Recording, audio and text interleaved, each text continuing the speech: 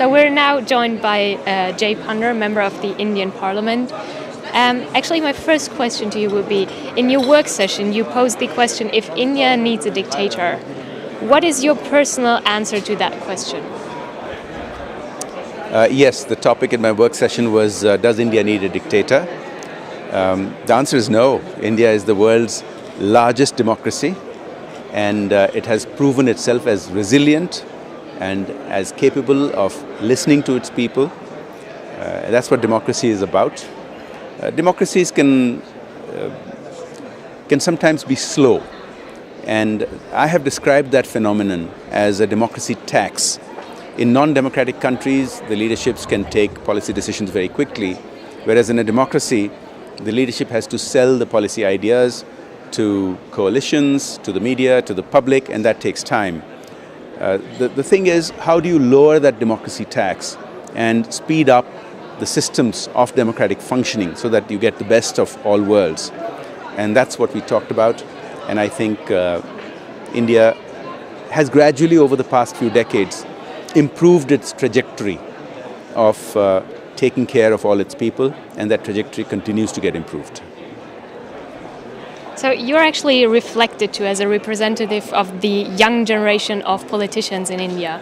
Where do you see the potential for a clash of generations in India?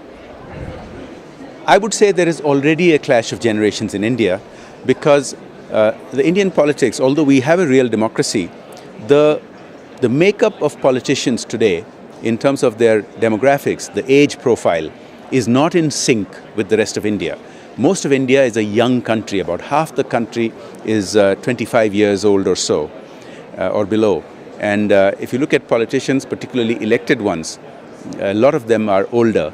And that disconnect is leading to all kinds of debates.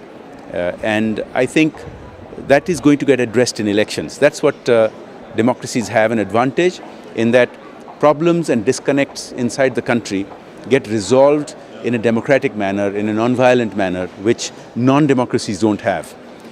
We are headed into an election. We are just finishing our national election. So we should see some of the results of exactly this topic within a week or so. So what measures do you think have to be taken in order to unfold the enormous potential of the youth in India?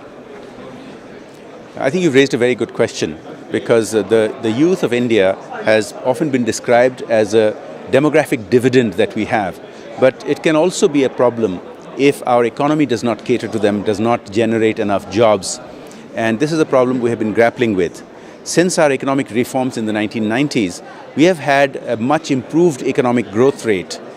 But in recent years, that has again slowed down somewhat. And one of the biggest concerns is creating jobs. There are other concerns as well, because we are very rapidly urbanizing, and we need to prepare for that. Our cities need to be modernized. Our transport systems, we need to invest a lot in that. So we have challenges facing us, but I'm very positive, I'm very optimistic that we will face those challenges properly. Thank you very much for the interview, Mr. Panda.